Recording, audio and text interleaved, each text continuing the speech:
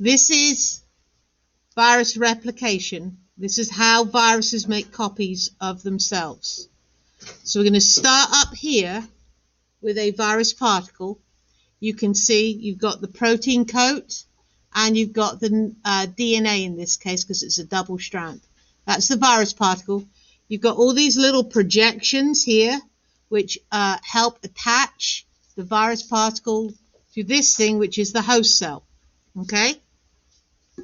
So the first step in viruses making copies of themselves is they have to attach to the host cell. And you can see here the virus particle has attached to the host cell.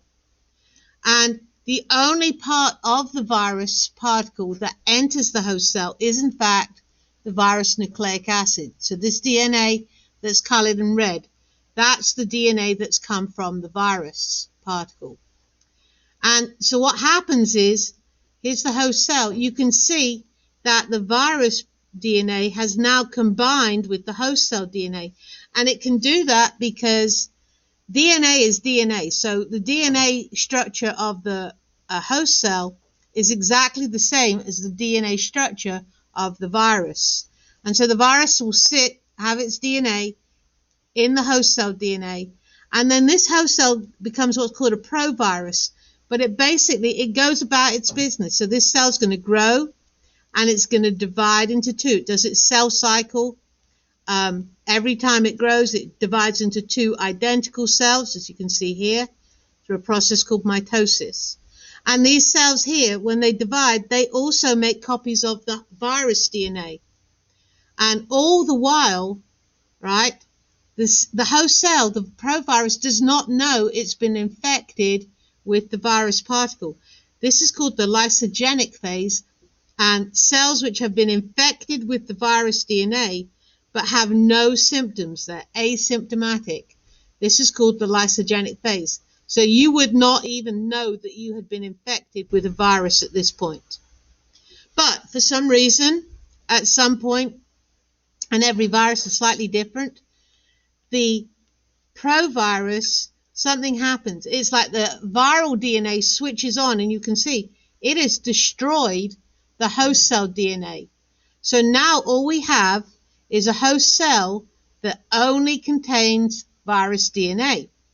And since DNA is the instructions for making whatever, it has the instructions for making a new substances, materials, the only instructions this host cell now has are virus instructions. And so what happens is the host cell becomes a virus particle making factory. It uses the instructions in the virus DNA to synthesize new virus particles. And eventually, so many virus particles build up in the host cell that the host cell breaks. It destroys itself. It bursts. And this releases all these newly made virus particles. And what are these newly made virus particles going to do? They are going to go find them a new host cell that they can infect, combine their DNA with the host cell DNA, and sit a while, and then switch on and ultimately destroy the host cell by making new virus particles. This is called the lytic phase. And it is characterized by, at this point, you do have symptoms. So if you have been infected by a virus that is causing you to have symptoms, those virus particles are making you sick because they are making new virus particles in your cells and then destroying your cells. So that's the lytic phase. So how do viruses make copies of themselves? First, they go through the lysogenic phase where you have no symptoms. And then they go through the lytic phase where the virus particles are actually being made, destroying your cells, and you do have symptoms.